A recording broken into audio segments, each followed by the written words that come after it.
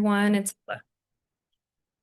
okay. Welcome, everyone. Thanks for joining us today for Pass the Baton, an intern to intern guide for advice.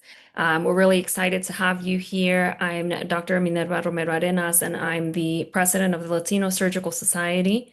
I'm excited about today's session, where you'll be able to hear about ways in which you can find success as you start your internship year. I'll share a little bit about the Latino Surgical Society. It's an organization that was built to cultivate, nurture, and support the advancement of Latino surgeons. A few friends and I started the Latino Surgical Society when we were actually in our residency many years ago. And officially, the Latino Surgical Society was founded as a nonprofit organization in 2017. We now have an executive council and we have an advisory board, which we are very thankful to have the support of many distinguished surgeons on our advisory board. Some of the programming that LSS offers includes webinars like today's. We also have Inside the Operating Room series, where we feature surgeons in an intimate interview style. We have Cafecito con LSS, which is a networking hour for residents and fellows. Sowing Seeds is a webinar series aimed to help residents prepare for fellowship, and Pass the Baton is today's session for interns that we do once a year. If you want to get involved in LSS, there are opportunities to get involved in our committees. We do have also liaisons to other organizations, and so look for LSS at other society meetings. And LSS is very happy to host symposia twice every 2 years. Our first symposium was held in Puerto Rico in 2019. And then after the COVID pandemic, we held a symposium in 2024, which was hosted at the University of Washington in Seattle. And our last symposium most recently was this April, hosted at the University of Chicago.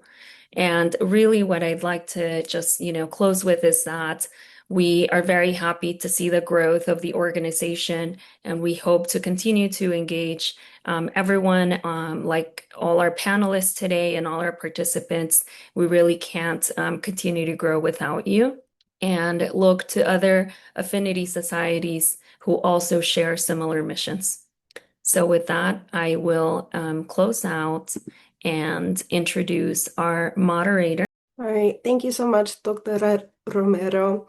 Welcome, everyone, and thank you for joining us today. We're honored to host this discussion and grateful to our resident panelists for sharing their journeys into surgical training. We will begin by introducing our panelists. If you have any questions for our panelists, please write them in the chat below. First up is Doctora Ortiz. She was born in the Bronx and raised in Providence, Rhode Island. She earned both her Master's of Public Health and Doctor of Medicine degrees from Upstate Medical University and recently completed her intern year in general surgery. She has been actively involved in advocacy, mentorship, and increasing representation in medicine. Dr. Fonterocchi is a general surgery resident at New York Presbyterian Brooklyn Methodist Hospital. He earned his Doctor of Medicine degree from St. George University School of Medicine, and he holds a Bachelor of Science in Biological Sciences from Florida State University. His interests include minimally invasive surgery, surgical education, mentorship, and clinical research. Dr. Rivera is a general surgery resident at HCA Florida Orange Park Hospital. Originally from Piedras Negras, Mexico, she earned her medical degree from UIW School of Osteopathic Medicine and is actively involved in mentorship, representation in medicine, and advancing care for underserved communities. And finally, Dr. Trevino completed medical school at UT Southwestern and recently matched into a categorical general surgery residency position at South Texas Health System. He is passionate about surgery, mentorship, and serving the South Texas community. So now that we've introduced all of our panelists, we'll move on to discussion questions. So first of all, thank you guys again. But can you each share just briefly a little bit more about yourselves and tell us what drew you originally into surgery? Sure, I can go. Hello, everyone. My name is Jeremy. So I'm at BMH Hospital right now doing general surgery. I think the thing about surgery that I really enjoyed is just kind of how fast paced it was, and especially in the operating room, I really enjoyed, how fast time flew in the operating room, and then also being able to kind of see your results in real time. It's very satisfying, having patients with said issue and then taking them to the operating room and pretty much fixing them in, those couple hours. I think it's very satisfying. And I also just very enjoyed, working with my hands. And so, I look forward to doing minimally invasive surgery where, especially now with the robot, I'll get to do a lot of cool cases with that. We'll see. I can go next. Good morning or good afternoon, everyone. I'm Christine. I come from a large Dominican family. Like Devin said, I was born in the Bronx, but raised in Providence, Rhode Island. For me, it took some time applying into medical school. I took about growth years. I scribed in the ED, worked as a pharmacy tech, worked as a clinical assistant in research in the emergency department before my public health year, and then entered the MD program through a pathway program at Upstate. And then during med school, I mostly did research with my mentor, Dr. Kayla Muniz. She's a urogynecologist at one of the neighboring hospitals. Um, did a lot of research with her on pelvic floor disorders and screening tools for Hispanic patients. Surgery was my last rotation during med school. And once I got there, I kind of realized I was way more comfortable around my surgery colleagues and more interested in the technical aspects of the surgery, despite like all the early hours and the grind that we know surgery to be.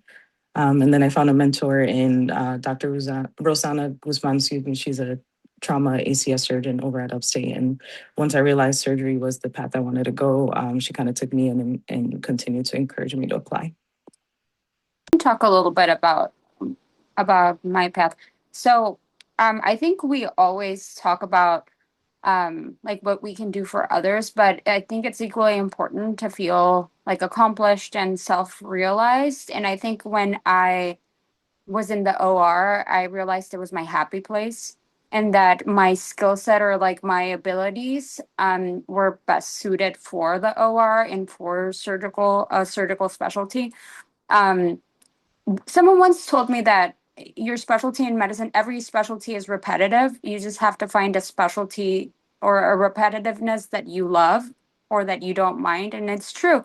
You'll do a bunch of lab coles and, I don't mind doing 100,000 of them. Like, it's great. Like that for me, that brings me joy. I was a PA before I went to medical school, and much like Christine, it was my second to the last rotation. I wanted to be in the ER. That's why I went to be a PA. Then I realized, oh man, I really like surgery and I want to be a surgeon. And so I went and I was a surgery PA for a while. And then I realized I think I want to be the surgeon. So that's how I got here. And similar, I think I'm originally from the Valley, so didn't have too much exposure to surgery, at least not from like the community aspect, or maybe because I never needed surgery. And so I didn't really know what it was going into college and then kind of preparing for med school. I did have medicine in mind, but I don't think it was until college when I was connected through like different networking with other people who were interested in medicine and were Latinos, and actually through kind of fortunate events, I got connected with Dr. Romero, who became a very important mentor, and kind of introduced me into ways to get involved, and then kind of began planning to really see if surgery could be something that I was interested in. And that's kind of when the shadowing started. And much like everyone else, once you found that kind of the work environment is one culture, kind of the personalities that are drawn to that is also another culture, and then just finding where you fit in and where kind of getting up and going into work is fulfilling. Because I think residency for anyone is tough, and then especially tough in surgery. I think the hours that we work, but if you actually enjoy what you're doing, I think that's kind of what can tell you whether it's something that you want to do or not. Thank you guys all for kind of sharing your different backgrounds and the different paths that kind of led you to the same place of general surgery residency. It's very interesting. We're kind of taught, oh, go straight from college, undergrad to medical school and then residency, but it's rewarding to see all the different ways you can get to the same place that you want to go. So, looking back when you were in medical school preparing for surgical residency applications, what did you experience was the biggest challenge during the application process for you? I think for me, it was like I didn't know what I didn't know. Um, and even just like the application process can be a task, like a huge task in and of itself. It's costly, one, and then it's also like it's very time consuming, which we all kind of know, but you don't realize that you have an idea of what you want your application to look like, and then you can't make it look that way because the little boxes that you have to fill in don't look that way, right? Because you don't get to see the application beforehand until you open it, and then you're like, okay, how am I going to make this fit and run and read the way I want it to read so that they realize that I'm a real human that has these like goals, aspirations, and communicate that to them.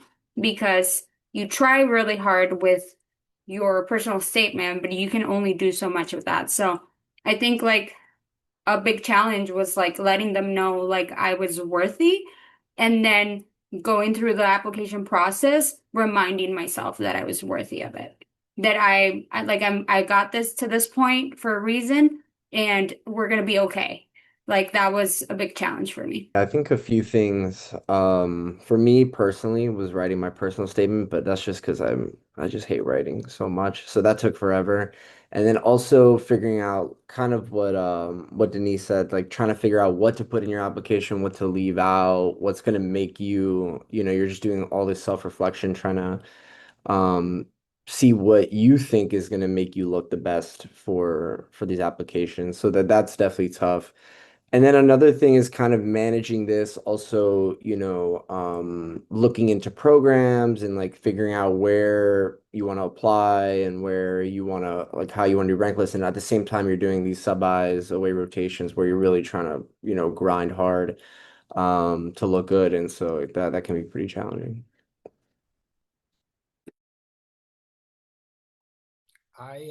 So I was a prelim. I did a prelim year at UT Southwestern, and then so I've done the application cycle twice, and each kind of bring their own challenges.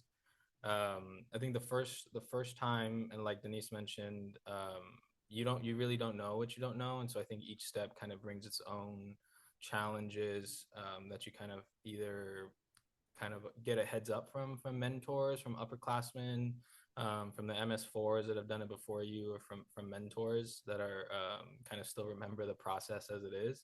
But at the same time, the process is changing. I think my first go around, just reiterating the personal statement and then getting networks and getting good letters of rec. Another challenge was figuring out looking into programs, but then also figuring out how the rank list works and the signals.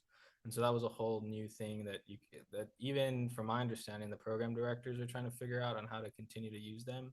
And so that's another challenge that I'd recommend getting advice from many people. I think that's the only way you can really figure out what the challenge is. With your personal statement, have eyes look at it and see what different people think. Everybody has their own kind of personal bias and or interpretation of how they're receiving your information. And so just getting as much feedback as you can, and then at the end of the day, staying true to who you are, and so that you're truly representing yourself the way you want to be perceived. I echo most of that, like making sure you're being authentic in your application as much as possible because um, you're we kind of learn like, oh, this is what surgery residencies want to see, and it may not necessarily be what you are as a person. So trying to just being authentic was a little bit of a struggle, but aside from that, getting enough letters of recommendation felt like a little scramble, especially since I thought of surgery so late in the game. But just being organized and also being authentic when you're asking for these letters from the mentors and the surgeons that you work with is super important.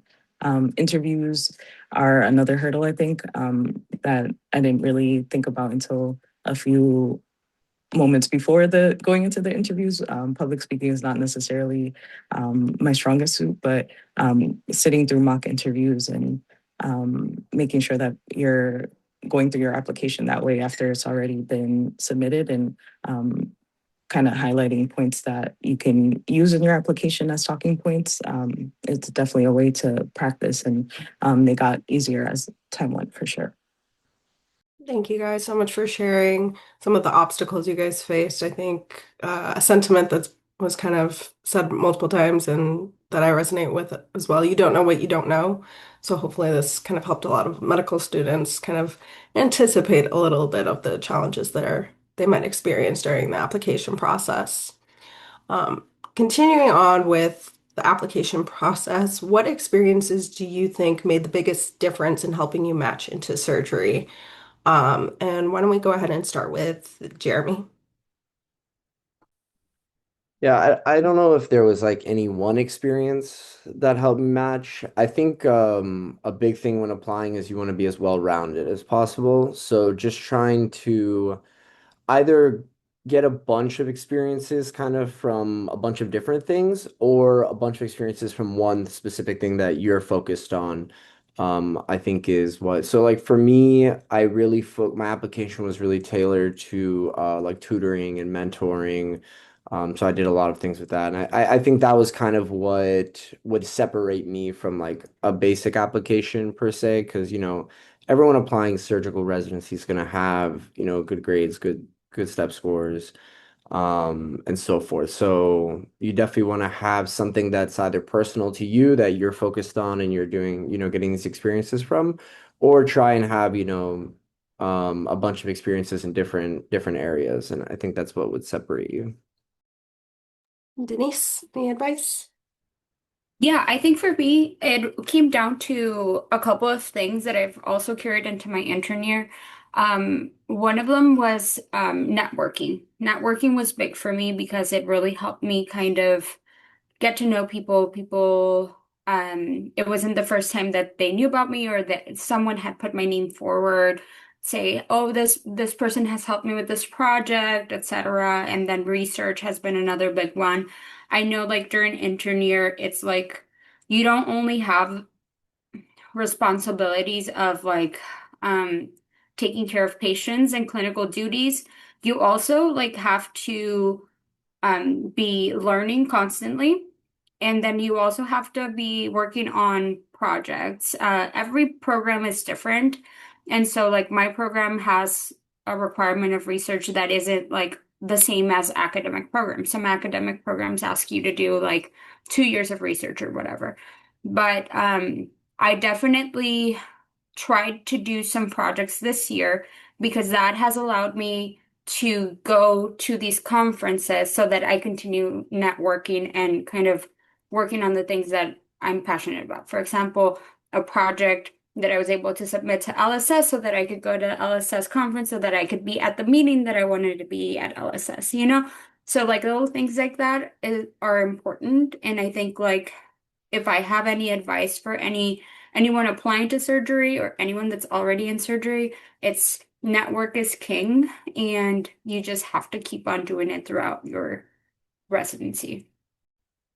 Yeah, I'd echo that. I don't think like after you've applied, you got in a spot, and now you're starting intern year.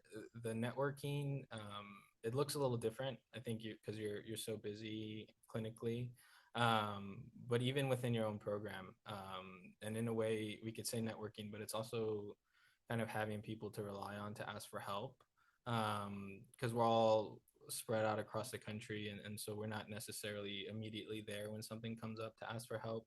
And so just kind of taking kind of the same soft skills that you've had throughout this entire process, and being able to recognize when you need help. And a phrase through my intern year that I heard quite often was load the boat early.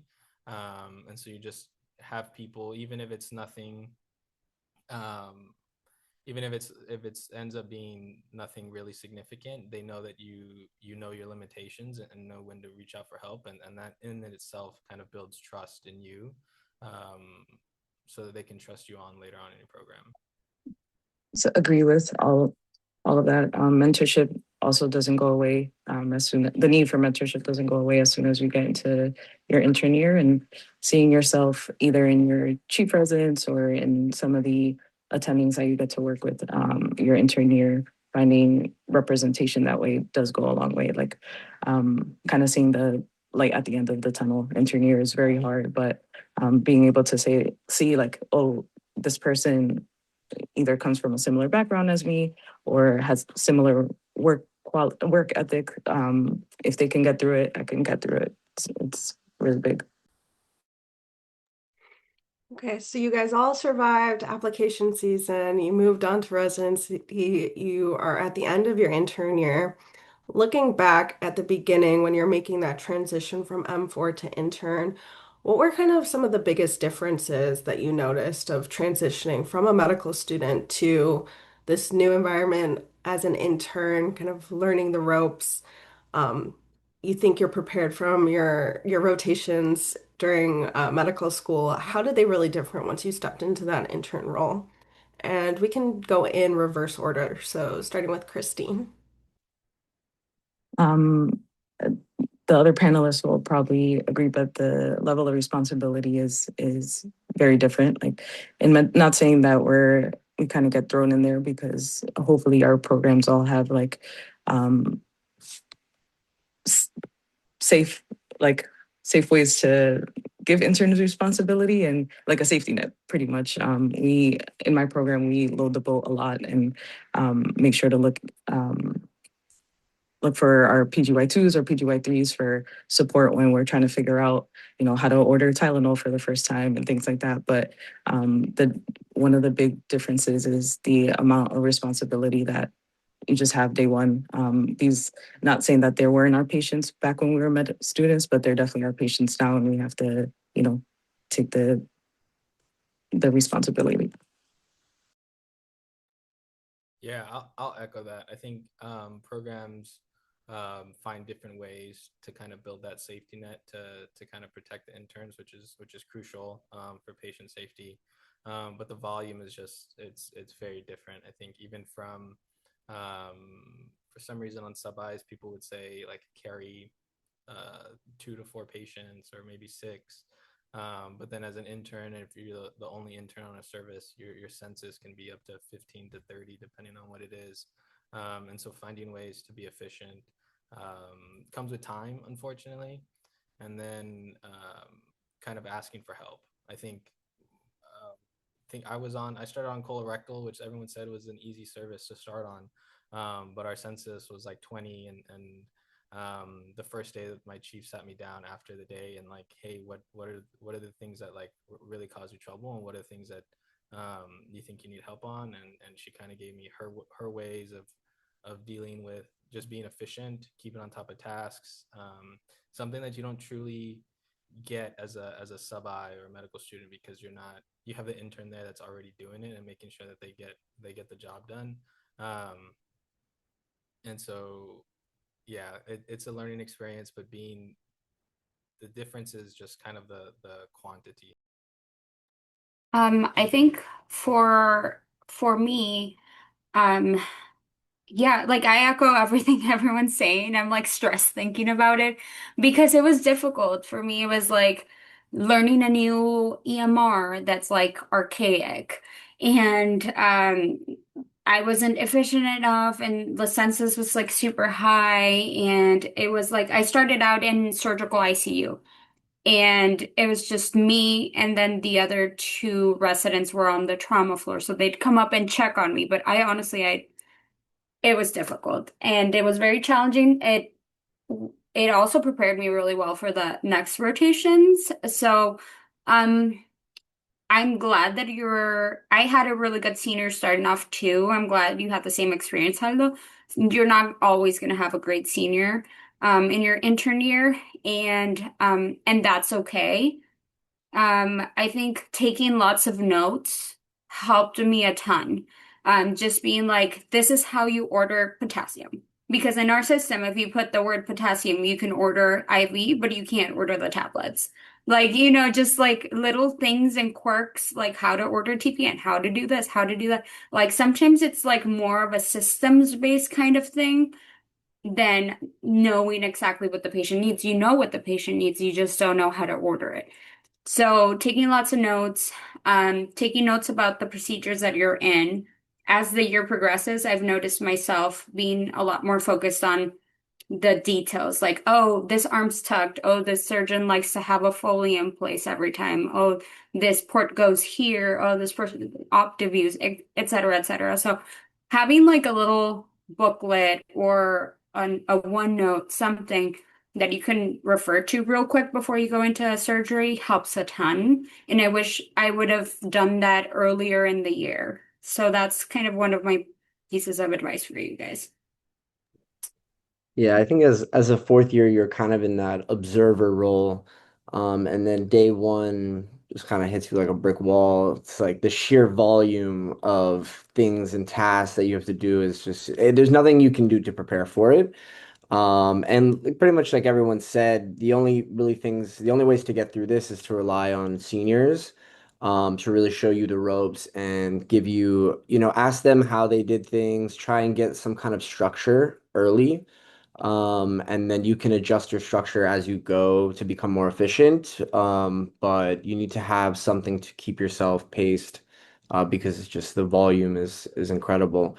And then not only seniors, but also, at least in my program, we have a lot of PAs who help out.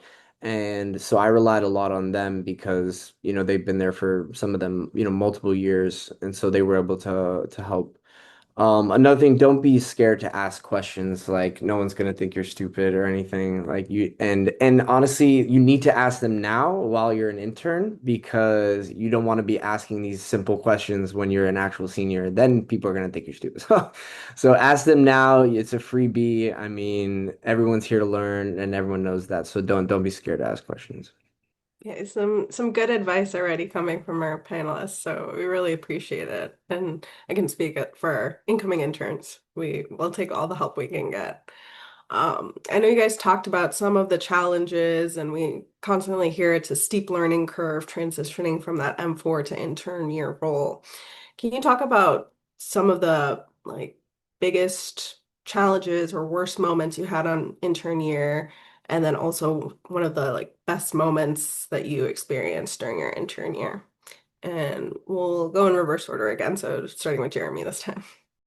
Um, I think some of the worst things are just again like how like busy you're gonna be and you're just not used to that level of moving around and how many keeping track of that many tasks and you're always like concerned that you're gonna miss something.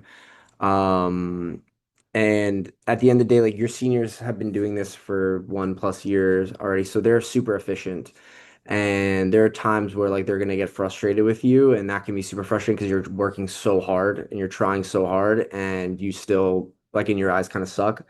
But you have to know it's just part of like the learning curve, and you have to just be realistic with yourself. They were also in your shoes, and everybody is in the same boat, right? And so as long as you're trying your best and you're really making a conscious effort to become more efficient and to work better and do what's best for your team, then you're gonna be fine. And then I think some of the best moments, it's always rewarding when especially as an intern, when you get to like first scrub a cool case or something like that. And then, you've worked with this attending a few times already. And so now they kind of give you, you have some trust with them. And then they finally like, let you do some stuff in the OR. That's always very satisfying. And then, just working with some of my co-interns who, we have like a very close relationship because again, you kind of get trauma bonded with some of these people. So it's always enjoyable, working with them. There's a lot of good moments throughout the day. I think I'm next. Um, so for me, I think when you make a really big mistake, and you are going to be your biggest critic. Like, yeah, maybe someone will kind of yell at you about it. For me, I made a really big mistake with one of our patients, and I learned so much about it because my attending talked to me about it. She texted me, she said, I know you're probably beating yourself up over this. Don't. You didn't do anything wrong. I saw the film too. I always double check everyone's work. I didn't see it either. Kind of like. And then one of my seniors came, sat down with me, and he said, "Hey, this is gonna happen. This is the way I do things so that I don't miss this kind of finding on imaging. It's never gonna happen to you again. You move on and you like it's gonna happen with other things. Like this is surgical residency. Like you're gonna be okay. The patient's okay, like kind of thing." And then, um, so I learned a lot from that experience. My kind of like most rewarding experience, I would say, was we took care of this patient, had lots of complications, ended up in the ICU, and I took care of him from the beginning of it. And then throughout the nights, I was on night shift, taking care of him in the ICU, reintubated. I was there for all the scary stuff, kind of stuff. Yeah, I got pretty attached to him. I would sit down with him in the middle of the night at 3 in the morning when he couldn't sleep. And he was everyone's grandpa. And I saw him in the clinic and he gave me a huge hug and he said, "That's my girl right there. I love you so much. Thanks for taking care of me." And all the little things that I thought weren't making a difference for him, that I thought he wasn't noticing, like maybe covering him with a blanket or something, he remembers everything. So that was really sweet. Yeah, these patients care. Yeah, I'd just echo everything that's been said by both of them. I think some of the challenging experiences are the times when you may miss something, and sometimes if it's not like a crucial mistake and it's just on colorectal. In my first month, I ordered the wrong prep, and it wasn't like sufficient, so a patient's colonoscopy got delayed, and the attending didn't text me afterwards to say it was okay. So you kind of just like sometimes got to roll with the punches, and just not. And I never misordered a prep again. So you kind of learn and you keep going. And those days kind of suck because as Denise mentioned, you probably will be your biggest critic, and kind of have to just kind of shake those off. And every day is a new day, where you can improve and just take better care of your patients. And yeah, kind of having your intern class where you bond with and you build these really great relationships.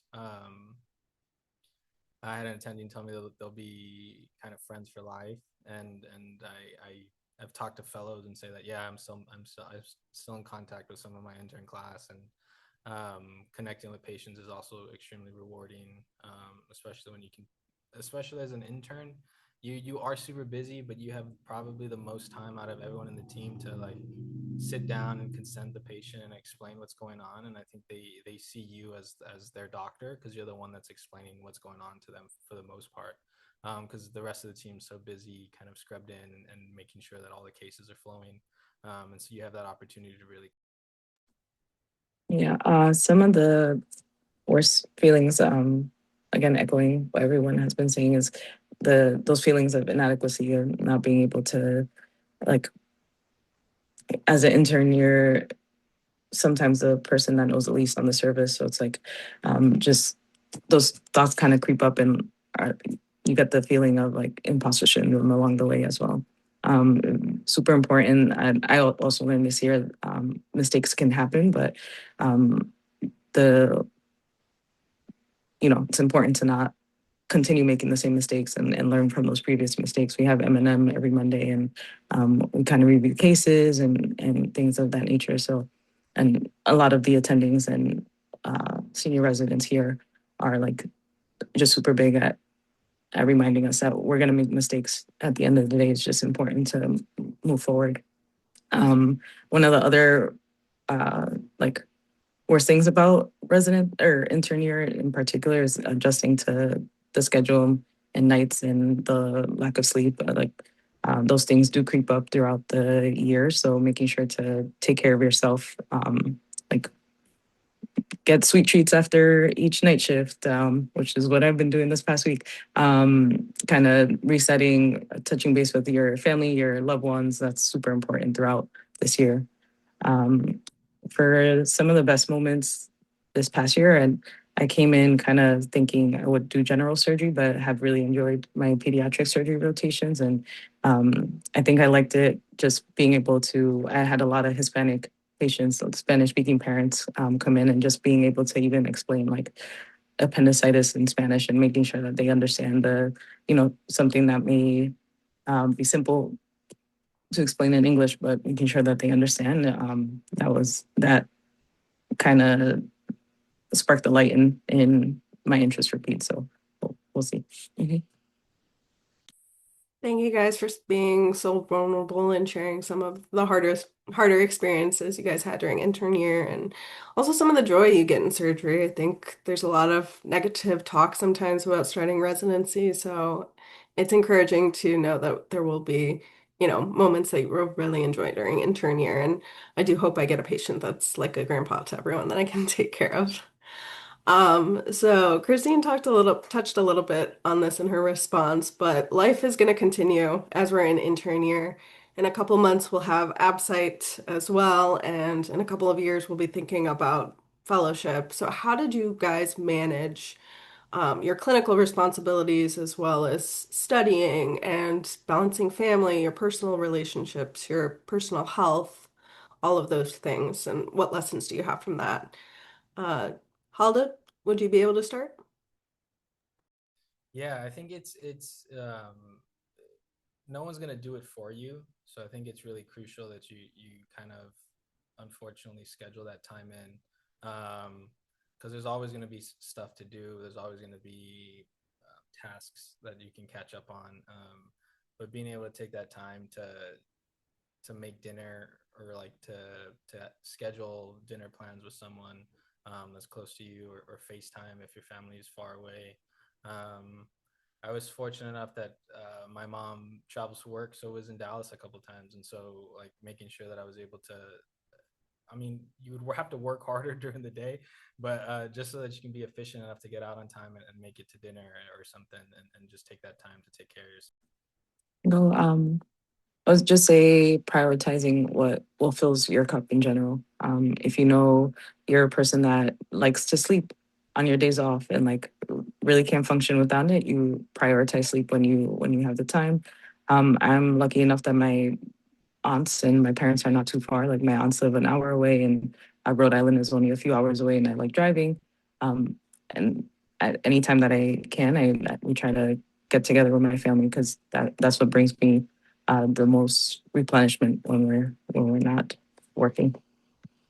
So I admittedly haven't been great at that, and that's something that I talked to my program director about during my yearly eval. Um, you guys have probably always heard about like the sleep in when you can, eat when you can, and don't mess with the pancreas kind of thing. But it's true. Like, try to get your naps in, try to get um your sleep in. You don't have to be awake all night to get stuff done. Try to be efficient with how you schedule your time. Um, my partner is also a surgical resident at the same program that I'm at.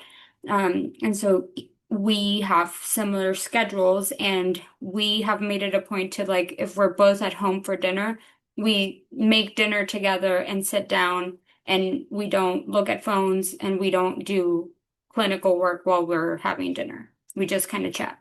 And that has brought a lot of peace and joy into our lives, just having that connection. Schedule your time off. You have time off, use it all. Like, schedule it smart. Try to not schedule it. I learned this year, try to not schedule it towards the end of the year because that's when people realize, oh, I still have time off. So try to schedule it way ahead of time so that you don't have any issues with that. Do something cool for yourself. If you wanted to go somewhere cool, go. If you wanted to visit your family, do it. And more importantly, give yourself grace. Like, this is your first time being an intern. this is your first time being in surgical residency. Like, you might have an idea of what it looks like in your head. Let me tell you right now, it's probably not going to be like that. You're going to have to troubleshoot, troubleshoot, troubleshoot. And eventually you'll find something that works for you. But it may be in first year, maybe in second year, and that's okay. Yeah, it can definitely be tough, especially in the beginning, like the first few months. It's almost like you can't even think about doing anything else, like studying or for ABSCITE or anything like that. As you're really just trying to become a decent intern. But then after that, like there comes a time where you start getting some flow, and then that's kind of when you should start thinking about, maybe studying for ABSCITE or doing some research, things like that. Most of the time when you do those things, are, after work when you're exhausted or whatever. But another good thing that you're probably not used to that you will become efficient with is like whenever you do have an hour sometime during the day, like you should use that to study or something like that, where because those hours are very valuable. And then just like how everyone else was saying, like whatever makes you happy, like you need to prioritize as well and make time for it, because that's the only way you're gonna stay sane doing this and stay happy. So whenever you have a day off, like make sure you really, enjoy that day off. Sometimes you have to study on your day off, but like, make sure that you do something that also is enjoyable to you.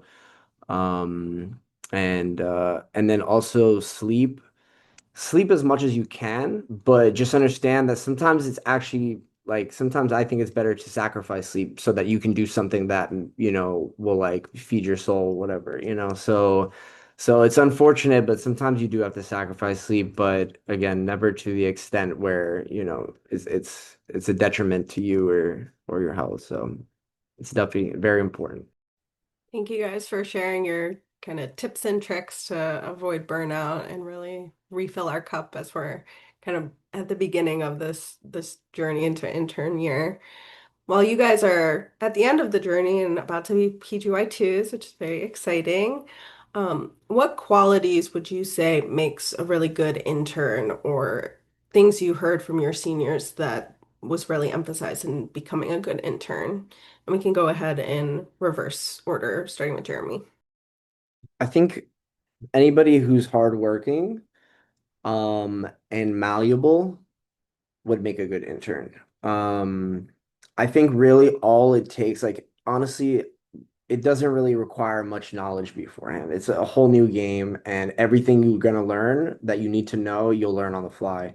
So the important thing is like working really hard, being like a good team member. So showing up early, doing your tasks, what you're supposed to do, and doing extra stuff, like whatever it is to make this team more efficient, to make, promote team harmony and to do what's best for the patients. That's what's gonna teach you the most and what's gonna help you like become more efficient. And then when seniors and stuff try to give you criticism, sometimes it's uncalled for criticism, or sometimes it just flat out pisses you off, but you need to be able to hear it, and even if it pisses you off, just don't say anything, and then actually change from it and take whatever they say. Even sometimes it's useless information, and you just move on from it, but a lot of times they will give you valuable information, and you need to be able to use it and change. So yeah, if you really try your best and try and learn as much as possible and just absorb. Anytime somebody does something and you don't know why they did it, ask why'd you do it? At the appropriate time, but ask why they did it. And then because when you build these schemas of stuff, that's how you become more efficient, because then it's all second nature to you. You don't need to ask your senior, oh, what do I order for this? Because you already know when a patient comes in with this is the whole flow after. So definitely, I would say that's kind of what's going to help you succeed the most. Yeah. Yes, I would say, and faculty feedback as well, yeah. as especially from great doctors and surgeons like Dr. Romero. I would say, my biggest piece of advice is don't take anything personally. Like, overall, and I think it goes hand in hand with what Jeremy just said. Like, sometimes the feedback's going to be really good. Sometimes the feedback is just going to be rude and uncalled for. And sometimes there's going to be like really good nuggets of feedback in a ton of very not nice information and words. And every program's different, every attending is different, every senior co-resident is different. Um, you are here to do a specific job, and your job is to, one, take care of the patients, to become the surgeon you want to become. And that is up to you, not up to anybody else. And so just don't take it personally, or you're going to become bitter. You're going to start getting depressed. It's residency is going to hit you harder than it needs to. And it's really hard because we're not used to being kind of in that role. It's one thing when you're a medical student and you think that you're being talked to in a certain way. It's another thing when you're in residency. And so just keep that in mind.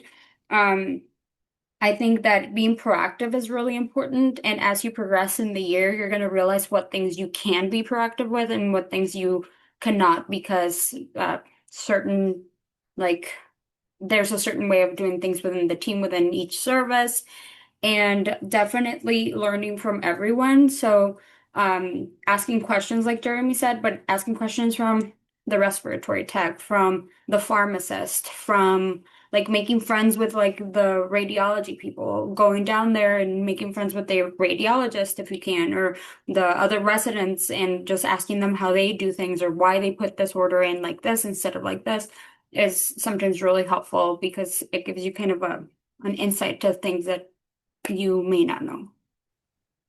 Yeah, and sometimes this is hopefully a lot less frequent than the other feedbacks, but sometimes the feedback is something that you weren't actually responsible for. Maybe because a senior placed an order and didn't tell you about it, or whatever the case may be. But the reason the feedback kind of falls on the intern most of the times is because as an intern, I had a senior kind of put it to me this way, that your role as an intern is to make kind of the whole healthcare system work for your patient, and whatever that takes to move that forward, because a lot of the times it's not in the patient's best interest. So whether that's calling radiology to see when we can get a CT scan and see like if we can move their care forward, just because things are getting backed up, or like talking to speech so we can advance their diet and get them cleared. And there's just a lot of little things that kind of fall into the intern, just because of timing, or that's kind of how the role is built. And so, yeah, at the end of the day, it's for the patient, and that's kind of the role currently as an intern until you start getting more experience in the OR and you're the ones doing the actual surgeries. And so being proactive, and it kind of encompasses all of the things that's already been mentioned, and taking the feedback, and then showing up. I think being available is also a big key to being a good intern, is just being there and being eager to help. Very briefly, closed loop communication goes a long way. Like if you're assigned a task and your team is, we run the list a lot, but just be like, I know this task needs to be done. This is, I'm going to get it. I'm going to do it, or it's done. And then close that loop. If you don't know, how to do a task, ask for guidance instead of going blindly and doing something and then realizing it's not the right way. Like a quick example is someone pulled a wrong drain once on a patient. That situation could have been helped by the closed loop communication.